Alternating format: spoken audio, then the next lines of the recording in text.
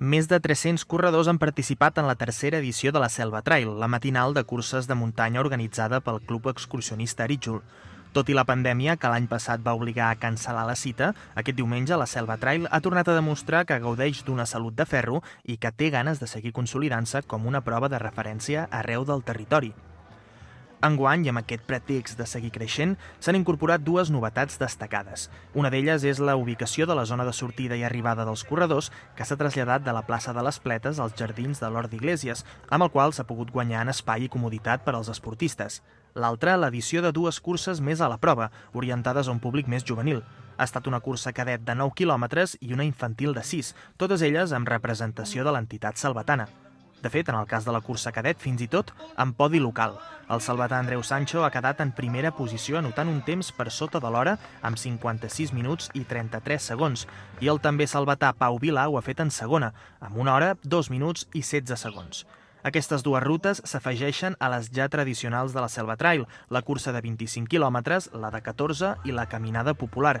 Mentre que aquesta última ha comptat amb una destacada participació, malgrat que el temps no ha acabat d'acompanyar, les altres dues ja feia dies que havien tancat inscripcions. Amb totes les inscripcions hem omplert, totes les fites s'han aconseguit i les inscripcions pràcticament en 2 setmanes es van exhaurir i hem incorporat com a novetat una cursa infantil i una cursa cadet, a banda de la caminada popular que ja des de sempre hem anat fent. Per tant, 5 especialitats, totes cobertes, contents per la participació del jovent, que és el futur d'aquest esport, de les curses per muntanya, i bé, molt contents perquè podem tirar endavant una altra vegada allò que ens agrada. En la cursa de 25 quilòmetres, Roger Terrés, de l'associació excursionista El Senderó de Riudecols, s'ha alçat campió amb un temps de 2 hores, 30 minuts i 3 segons. Els salvatans Aron Bernaus i Andreu Aillón, representants de l'entitat esportiva local, s'han embutxacat bons temps i han quedat, respectivament, en 14a i 15a posició. Javier Herrera s'ha emportat l'or en la modalitat de 14 quilòmetres amb una crono d'1 hora, 3 minuts i 58 segons. Totes les rutes, dissenyades pel Club Excursionista Arítjol, s'han acostat a l'entorn del Puig d'en Cama des de barrancs i senderons, oferint noves experiències respecte a altres edicions de la Selva Trail.